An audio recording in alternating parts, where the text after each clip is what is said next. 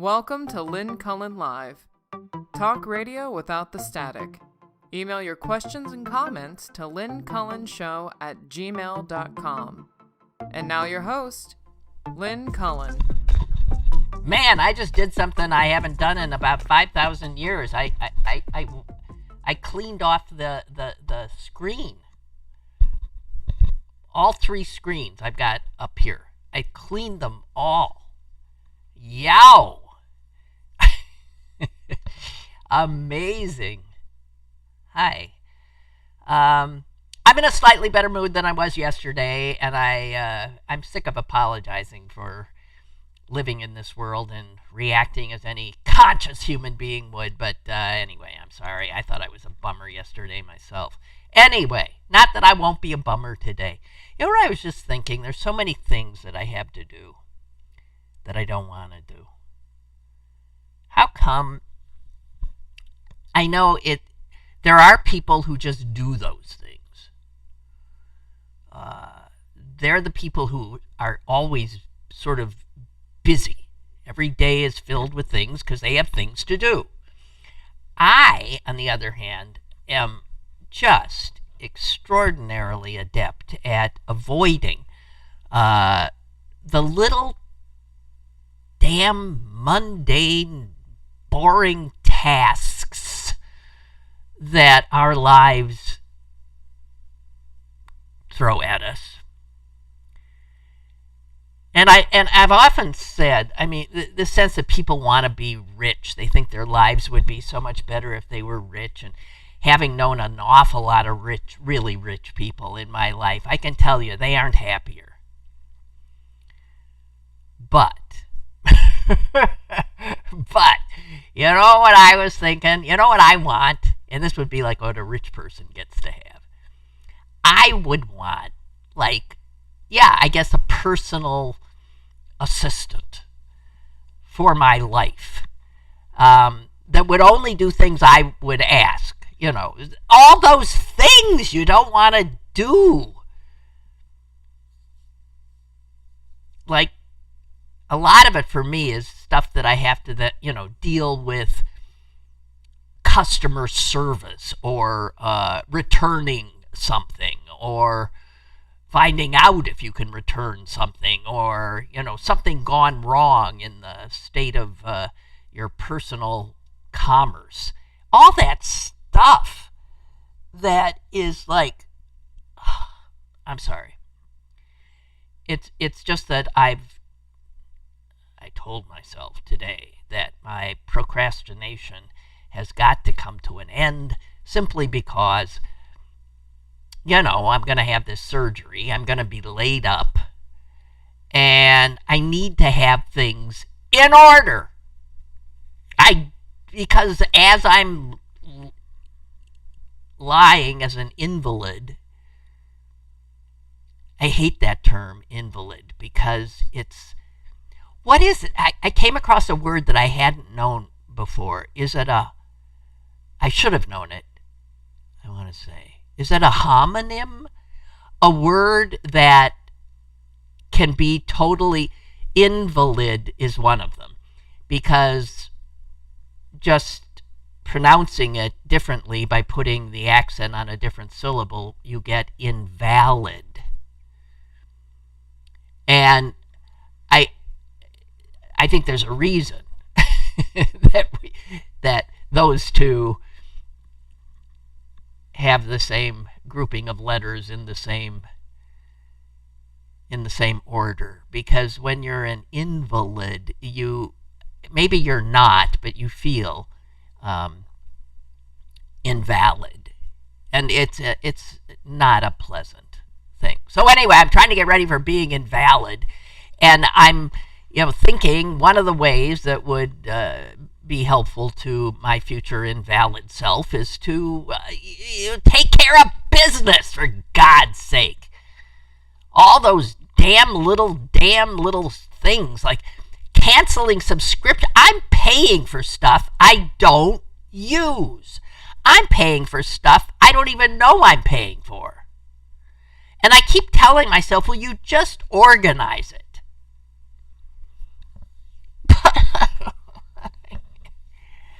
I think I'd rather have a colonoscopy. I'm just saying. Okay, so anyway, guys, we all got our problems. And maybe, in fact, all those little nitpicky things that amount to human life and just getting through a day are the things that keep us, nah. I was trying to find a positive spin. I don't think I'm good at that. No, I don't think so. So, let's see. I went to a doctor yesterday. I go to doctors a lot now. I went to a doctor yesterday. This one was a skin kind of doctor. I go to once a year. And, man, she said, is there anything specifically you want me to look at? I said, there is nothing on my body that I want anybody to look at. And the skin of an aging human can be particularly god-awful. I remember as a child, and actually I remember reading something in, it was something that Pittsburgh author Annie Dillard, who won an Academy Award, won a Pulitzer Prize, that she wrote in, I think it was in her book called An American Childhood. And she grew up, by the way, I walked by the house she grew up in, and the house that figures in that book, because her parents move into it in the course of the book. It's in my neighborhood, and I often walk by it walking the dog. It's near St. Bede's, where the nuns, in their full nun regalia, scared the crap out of a young Annie Dillard, who was not Catholic. But I digress. So at one point she was, this is a memory I have, and I don't know how good it is, but she's a child, she's sitting on some older person's lap, and she's looking at their hand, at their skin. And she's a very good writer, and she wrote some description of it that so resonated with me about, again, a child's horror at what an old person's skin is. It's a different animal than the child's skin. And this very sensitive child that was Annie Dillard, of a certain age, scared of the nuns at St. Bede's and appalled and horrified by the skin of a relative's hand.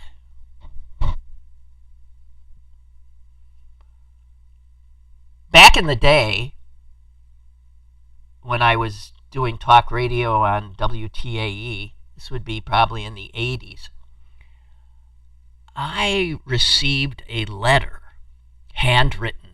Those were the days, guys. A beautifully handwritten letter from a woman I did not know, but I think I'm going to place her in Ligonier or Les Trobe or something like that. And she was taking me to task, I believe, about some grammatical malfeasance, I think.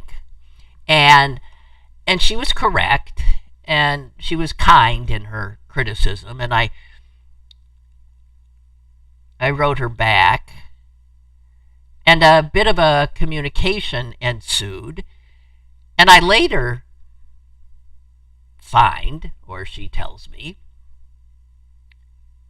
that her daughter is the aforementioned Annie Dillard.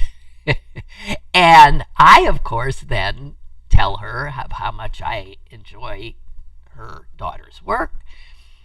And I believe it was her hand that was the hand of the old person in the book. And she wouldn't have been that old if she was just the mother of a young child. Anyway, how odd. These are the ramblings of an old person. And then, at one point, I only tell this story because I'm sure she's dead and gone and won't hear it and won't write me a scathing letter for having told the story. But she informed me that her daughter was coming to Pittsburgh and giving a lecture, maybe at, that, I don't think Pittsburgh Arts and Lecture Series at the Carnegie was, I don't know, but she was coming in. And she would love me to attend, where she could meet me and also meet her daughter. And I thought, well, that's delightful. So I went. And she gave a good speech. And after the speech, I had been told to, go back and say hello. So I did. And I finally met her mother, who was as commanding a presence as I had expected, given the letters I'd received.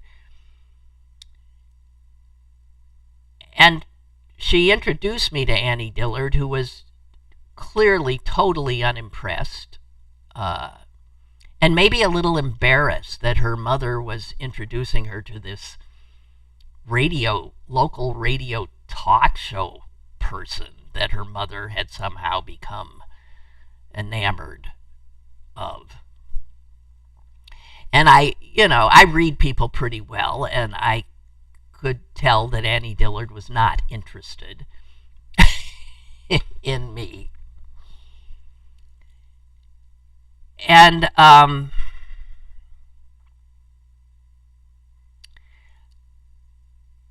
then managed to get in a word and said to Annie Dillard, I believe you know my brother. She looked shocked. I do? I said, yes, my brother is William Miller, and he teaches at Wesleyan at the time. And Annie Dillard was somebody that he did know. I don't know if she had taught at Wesleyan or what. But the minute I dropped his name, her face changed. She turned to me, and all of a sudden I was somebody worth her time and attention. And I remember thinking, fuck you. So, I had no idea I was going to say anything about Annie Dillard, but there you have it. That's my entire Annie Dillard oeuvre. And I do still think she's a hell of a writer, but she's an asshole. And my brother concurred, by the way. I did later. He said, oh, man, I can't stand her. Just say. How's this for avoiding the news of the day? I don't know. I do not know. At some point, though, I'm going to have to jump in here.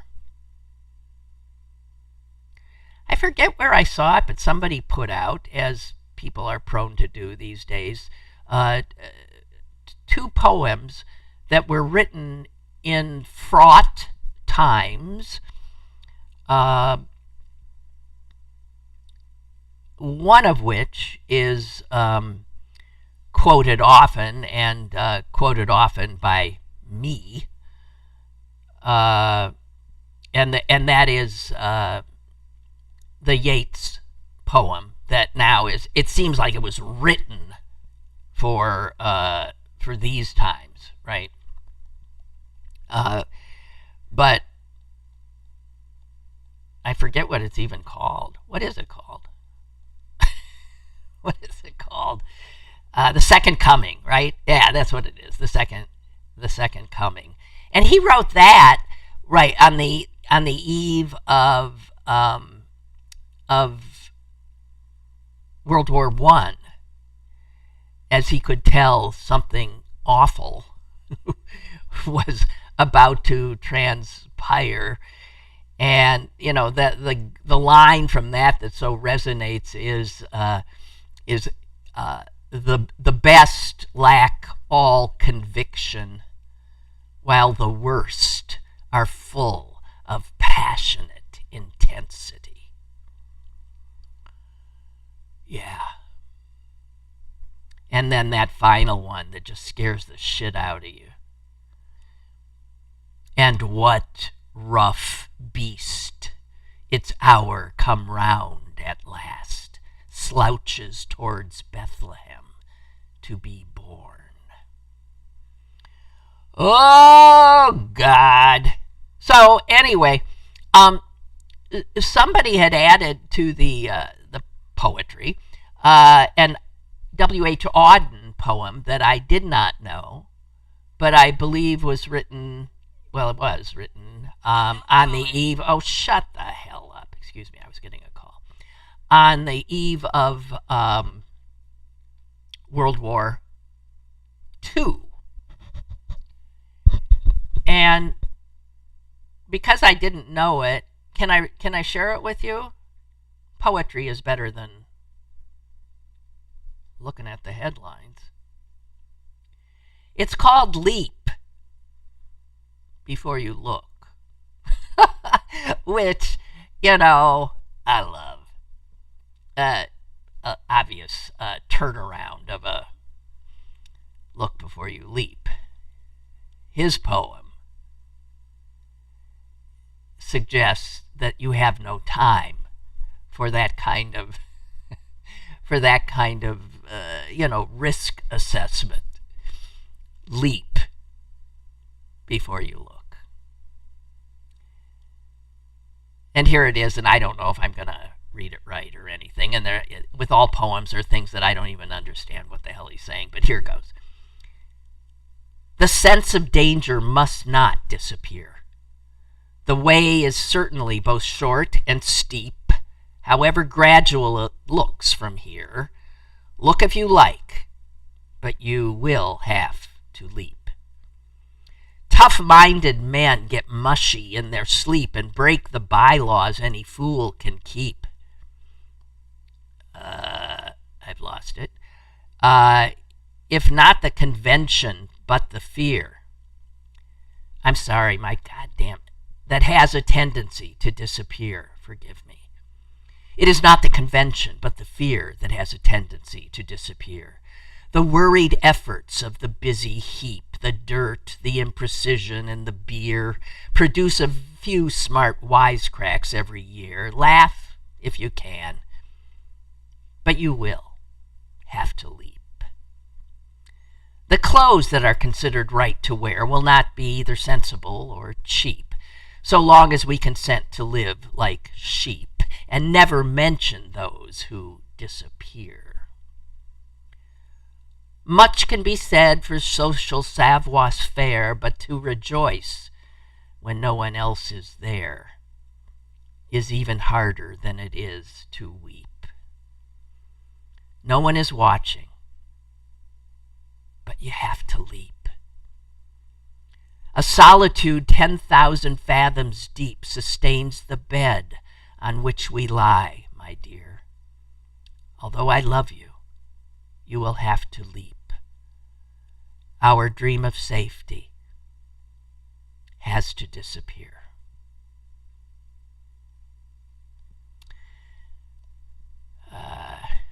Yeah, I'm just saying.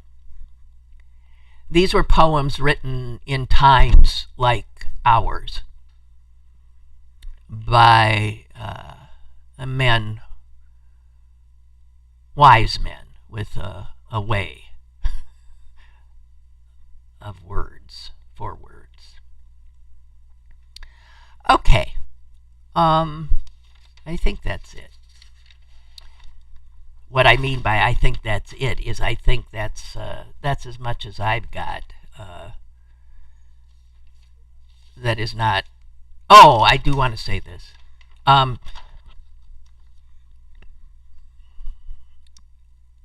Last Thursday, a week ago, I didn't come through on my, I don't know, it wasn't a promise, maybe it was, to do a Throwback Thursday that had been suggested by Rich from the North Hills, because I tried, but I couldn't find anything in anywhere, including my head, that would fit the requirements for an easier kind of show, like we used to have back in the old days, when authors' mothers would send me letters about my grammar. The good old days. And I thought, Rich is really not going to be happy. And then I thought, he's probably going to call in and, whatever. And then he didn't. And I thought, oh my God, he really is pissed. And then I got a letter,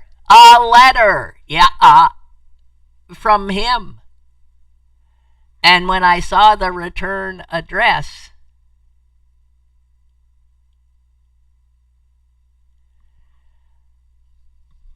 I shuddered to think what he was going to say to me inside of it. And I actually did not open it for a day, maybe even 2 over the weekend. I can't remember, but then I did.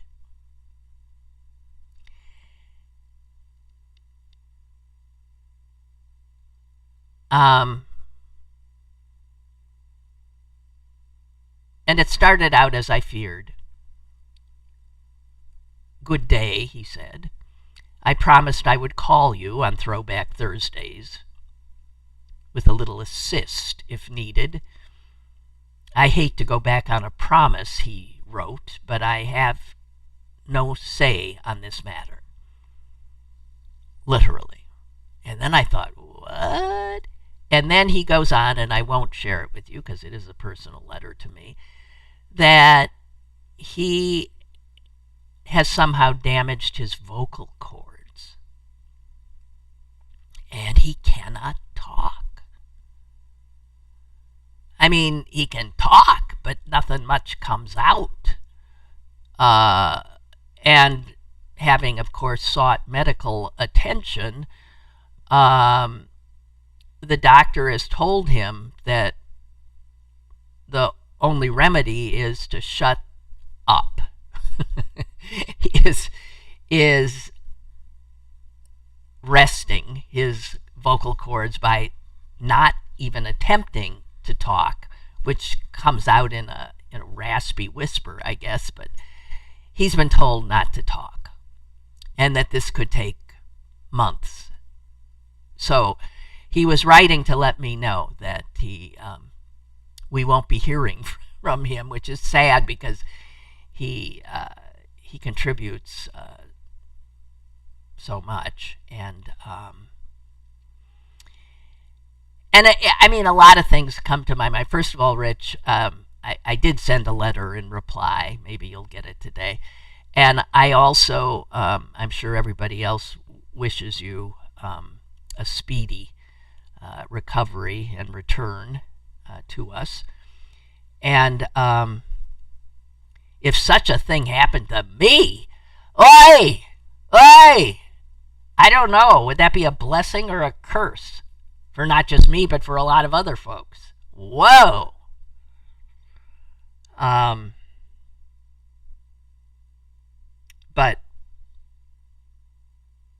I forgot what I was going to say. I was going to say something, and I've lost track of it. But I do. I wish you the best, and I know everybody else does as well.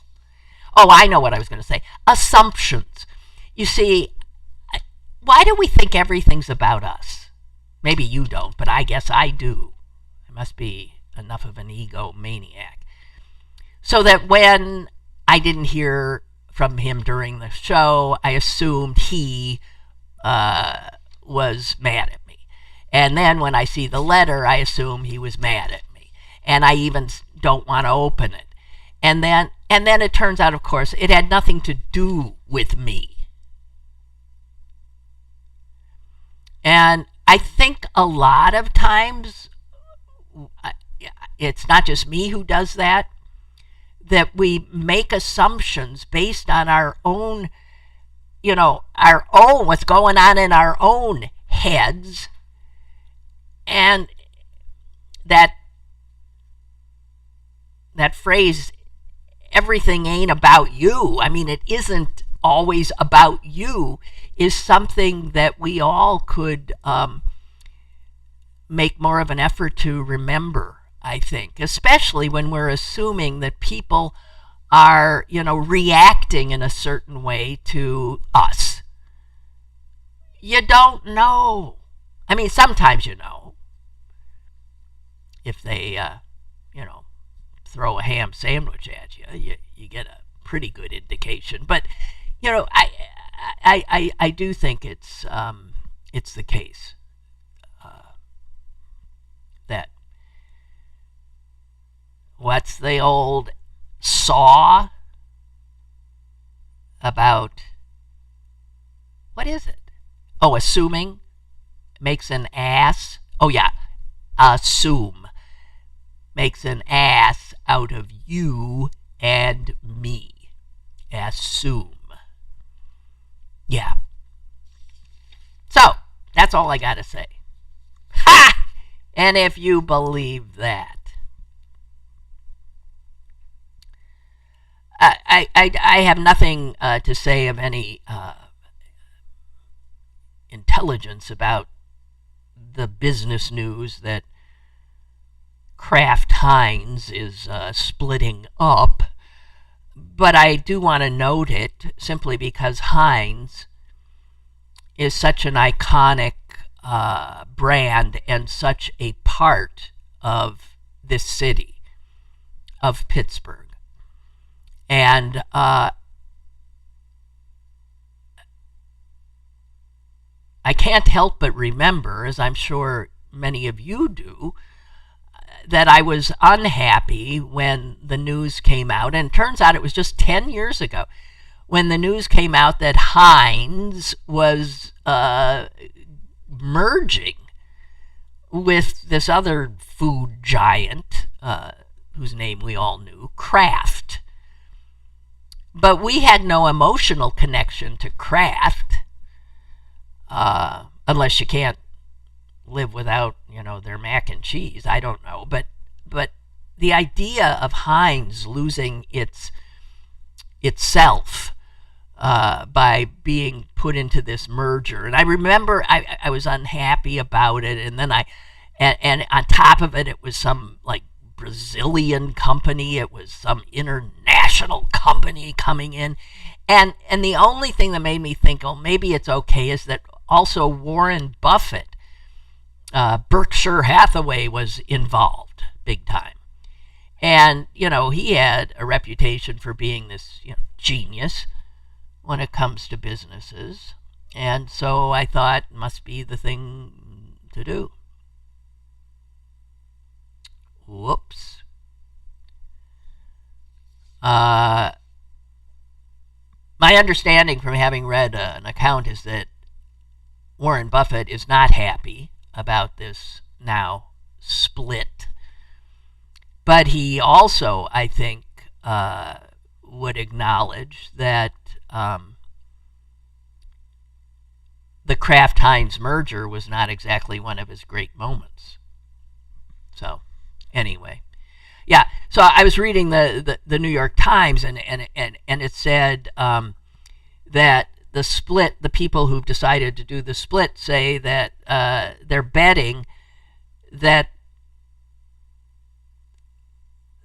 the company will be better off as a separate entity and be given the kind of dedicated attention and resources it needs to succeed.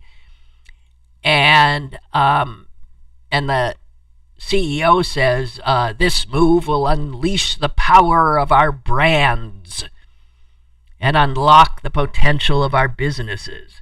And I was thinking, well, 10 years ago, my guess is you said the exact opposite.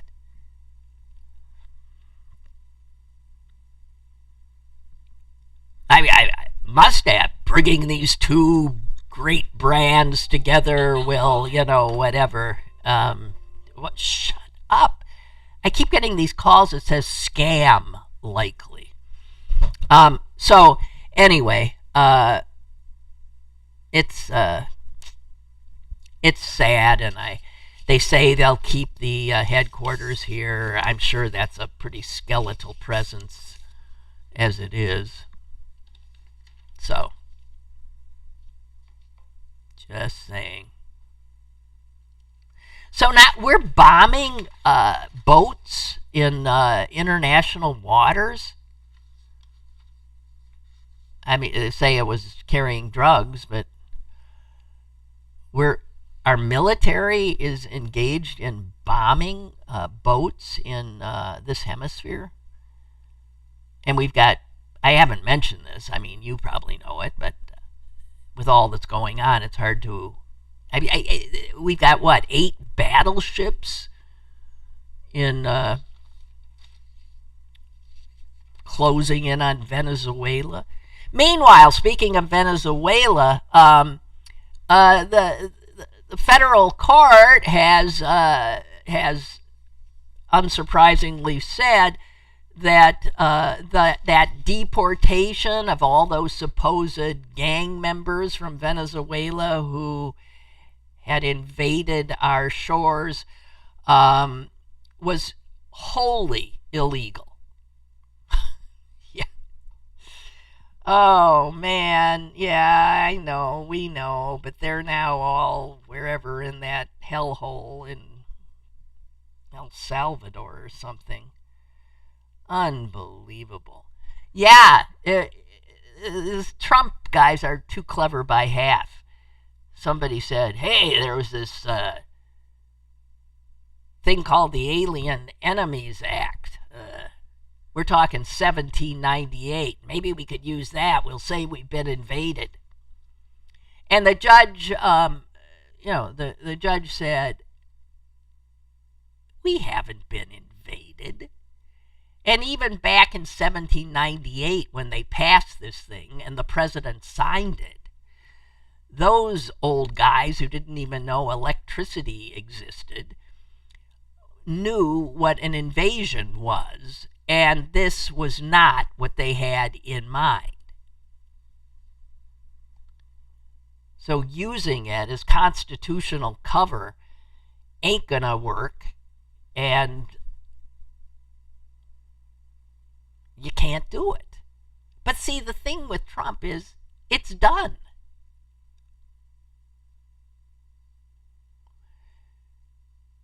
Now, granted, the thing he tried to pull off last weekend with these poor children,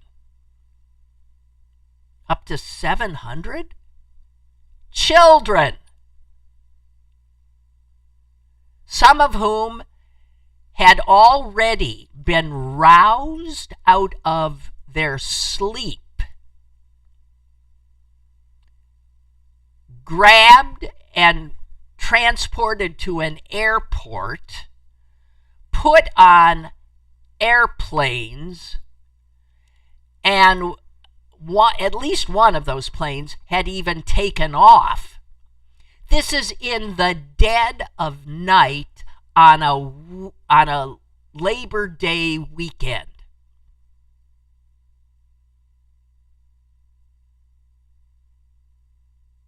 That's That's the kind of thing people who are engaged in unlawful activities, that's the kind of timing they come up with. If you want to snatch a bunch of children out of their beds.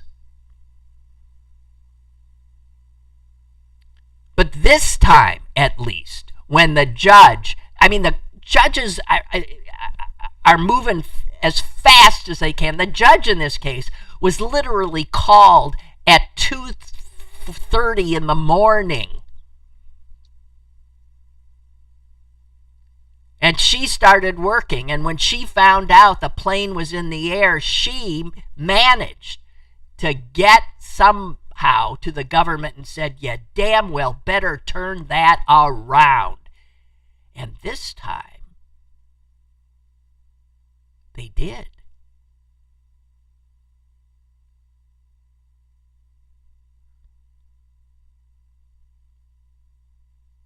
And some of the children who've been targeted are here in Pittsburgh.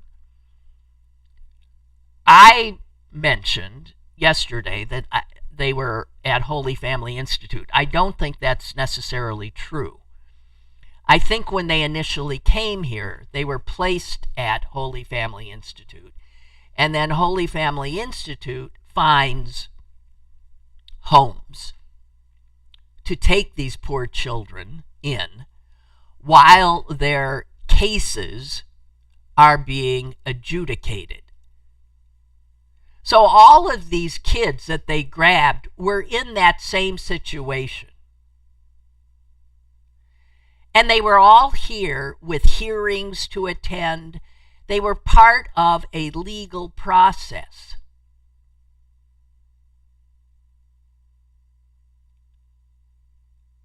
And these sons of bitches, these evil, cruel, lying, criminal sons of bitches that constitute the Trump administration, came for them in the dead of night, terrorizing not only them, but the families that held them. For all I know, they grabbed some of the families that held them too. Who the hell knows?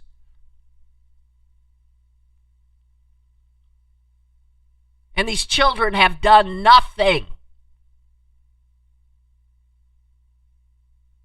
They have fled. And children don't flee to unknown places unless something pretty horrific is happening where they are. So these are already traumatized children who've been through holy hell. And what did Trump say? The reason for giving ICE all this money, the reason, we were being invaded, right? These kids don't look like an army that anyone who voted for the Alien and Sedition Act in 1798 would recognize. These children are not invaders.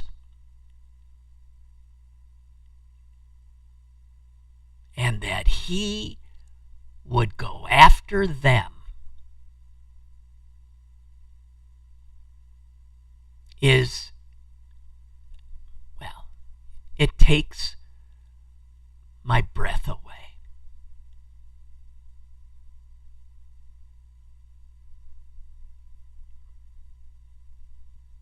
These are evil people, and they will not stop.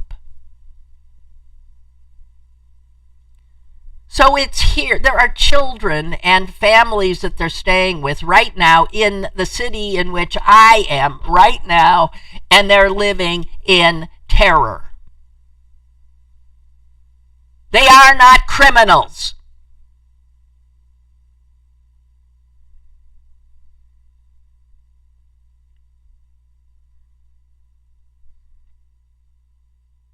Just breaks my heart.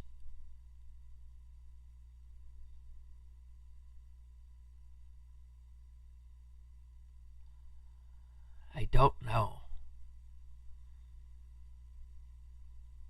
So apparently they are, yes, in different places. They're, I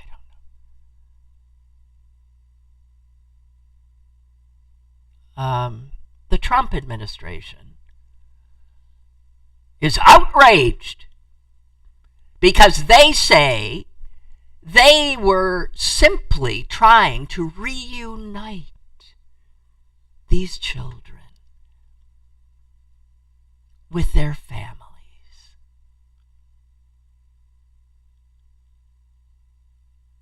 They are evil. They are evil.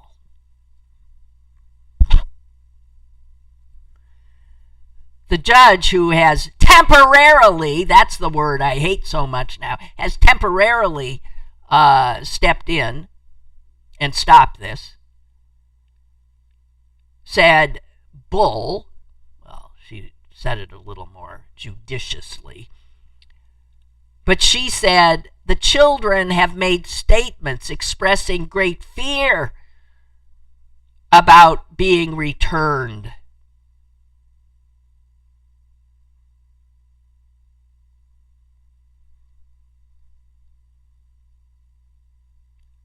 Unbelievable.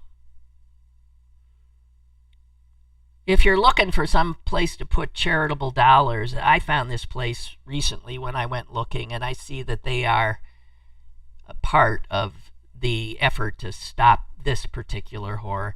It's the National Immigration Law Center. They're doing extraordinary work, unceasing work right now.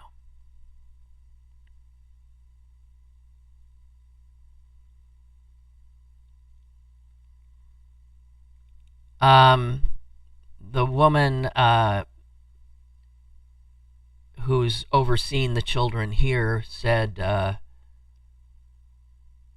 they're now in the process of taking statements, really trying to ensure that they have everything they need to try to protect the children that are here. But, and they're gathering declarations about why they run, and she says we're beginning that process because we anticipate that this is something that is just going to continue.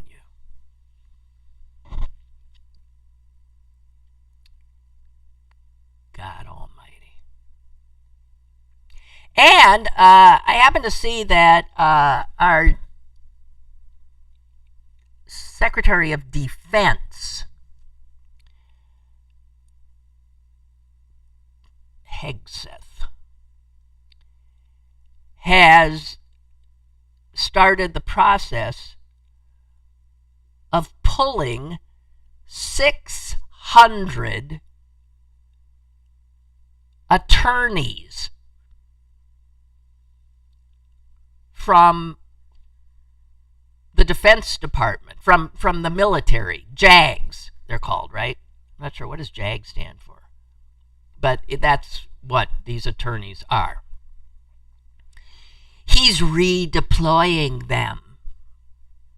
600, you know why? He's redeploying them to immigration courts so that they've got enough judges. And obviously these guys are totally untrained in immigration law. That's not what they're meant for. And they will be there to rubber stamp these middle of the night deportations. We're living in a police state.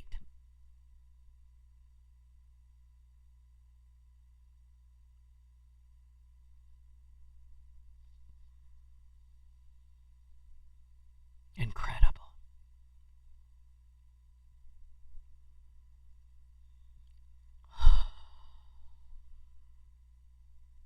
So, man, you think Trump watched the Chinese military parade? Because if he did, oh my God.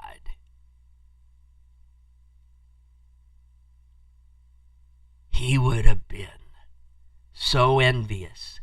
He would have been so pissed off remembering his piddling parade. I tried to pop those peas.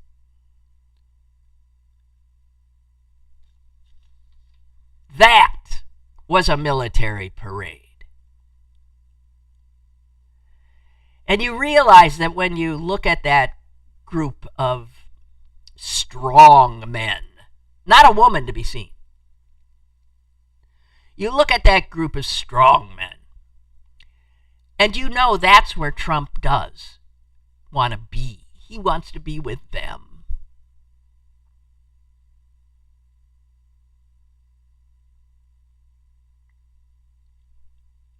He feels like those are his people. Those are the ones he admires. He admires those vile, cruel people.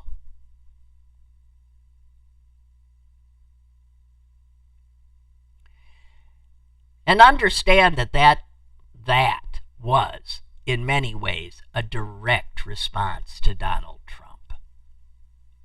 You want to see a military parade, you stupid little weak man? We'll show you.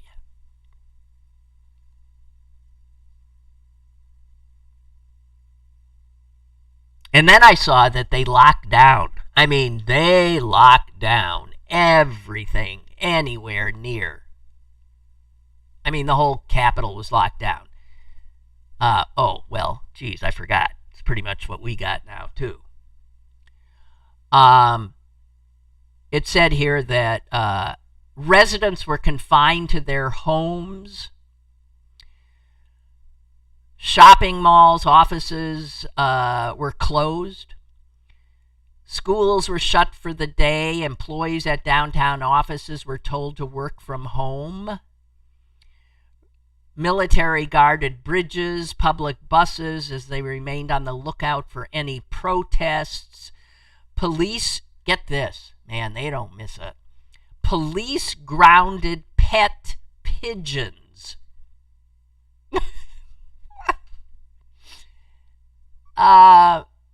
Yeah, they did. They grounded pet pigeons. I guess.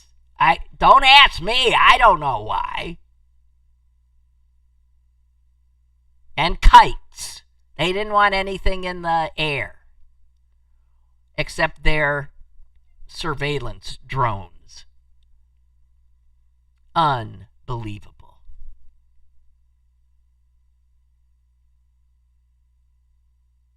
And, looking at those dictators, Trump, you can say Trump hasn't done much. But one thing he's done is he's brought the worst people in the world together against us.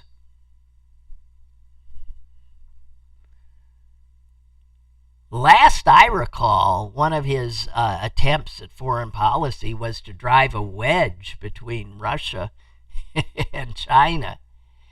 And man, there is Russia and China and North Korea and oops, someone who we were making into an ally, India.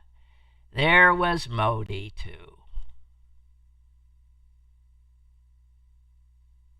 There they all were, representing such a huge population of the globe. And there they were.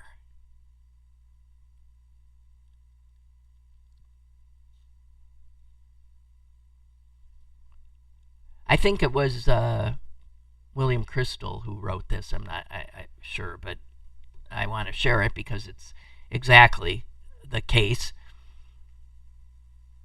What a precipitous and unforced abdication of global leadership and responsibility Trump has pulled off in just 7 months.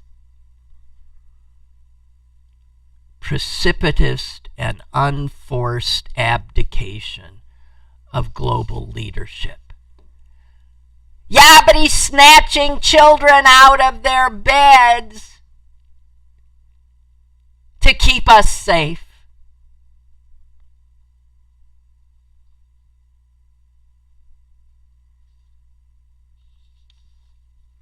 Oh, look at this. A judge has said, sending all those troops to Los Angeles, turns out that was illegal too. Yeah, but the thing is, see, all these illegal things, they happen, and then a month or two later, the courts say, you can't do that, but it's done. We're not working with the same tenses.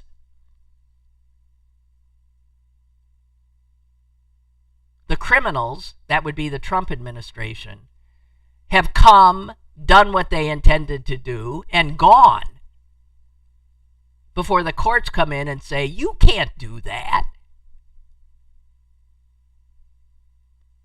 The tariffs, another one he's been told, can't do that. He's asking the Supreme Court, his buddies, to expedite a reversal of that, because he has said, if you take away the tariffs, we could end up being a third world country. Well, I thought that was what your intention was. It seems like you're moving in that direction. I mean, everything he does is declared illegal. Until maybe he finds one of the courts that he packed. And even then, some of the people that he put on the courts are saying, no, can't do that. Even I think you can't do that. I mean, in fact, one of the, where did I see this? It was actually chilling.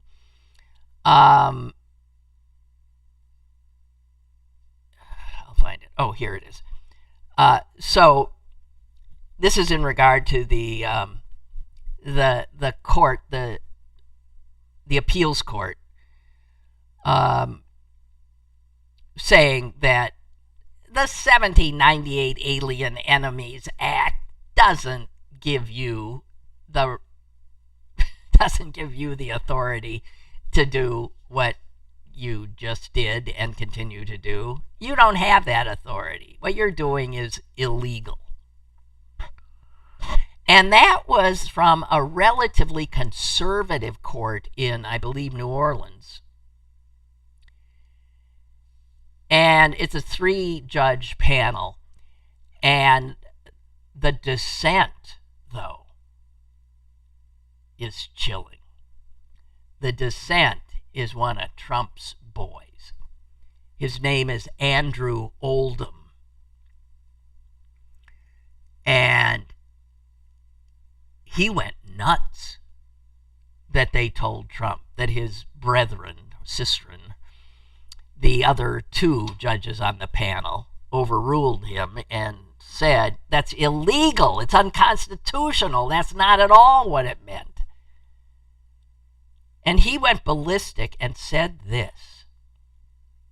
In his opinion, it's unbelievable. This doesn't sound like an opinion. He says, for President Trump, the rules are different. And he went on to call other federal judges who rule against Trump, quote, robed crusaders who are play acting as commanders-in-chief. Here's a guy who doesn't understand his job, doesn't understand checks and balances, doesn't understand that telling a commander-in-chief that what they did is illegal is not commandeering the commander-in-chief's role. It's doing what the judge's role is. He actually said, you can't second guess the president. And he said that the president should be granted wide latitude to determine what justifies appropriate use of any law. Now, let me tell you, the fact that there is a federal judge who said that, and the fact that Trump has now appealed all of this crap, or is trying to the Supreme Court, you know that court, I'm not sure how many, has members on it who agree totally with Oldham, the judge who wrote this hysterical, chilling dissent. So even though the courts come in after the fact, the reality is that we are going to be seeing the Supreme Court weigh in on a lot of this. And we know, sadly, that we cannot assume anything when it comes to this court.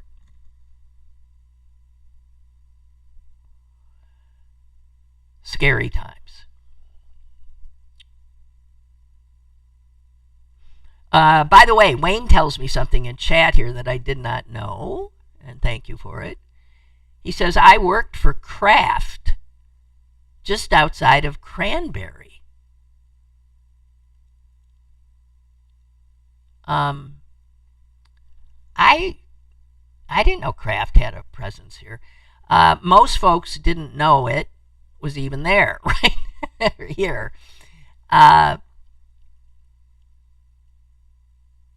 Okay, but that was back in the day. He didn't know. But so my saying Kraft was not Pittsburgh, but I don't think it was ever headquartered here. I don't know where it was headquartered. Okay, and then I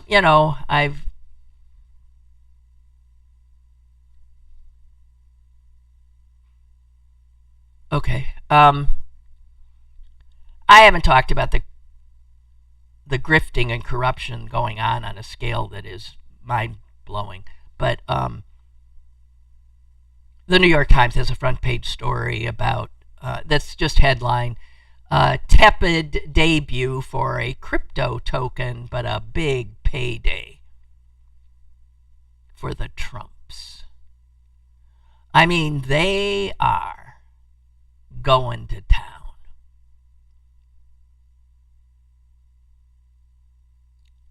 And the Times says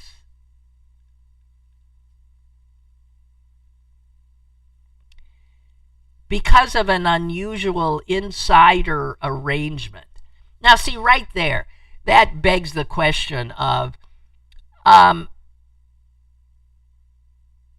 unusual. I'm wondering if that is the right adjective. My guess is the right adjective is illegal.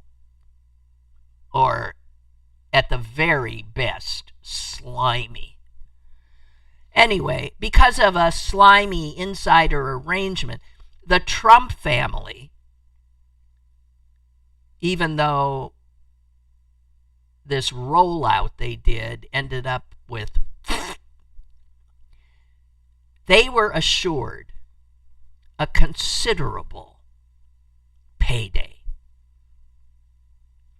And then it goes on to say, as their expanding universe of cryptocurrency ventures continues to break norms,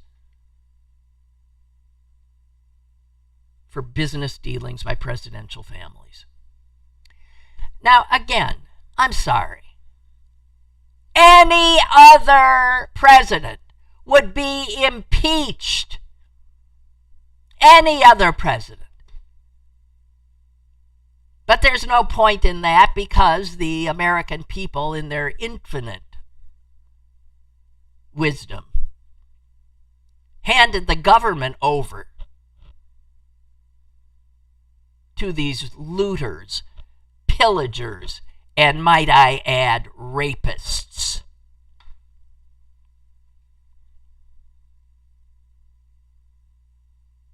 You want an invasion? We've been invaded by our own people.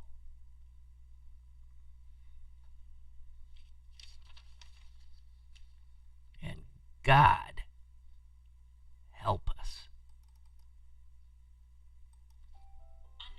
Well, I mean, I know, shut the fuck Monday through up. Thursday from 10 a.m. to 11 a.m. and archived at pghcitypaper.com. The opinions expressed on Lynn Cullen Live are those of the host and do not necessarily reflect the viewpoints of Pittsburgh City Paper or its advertisers.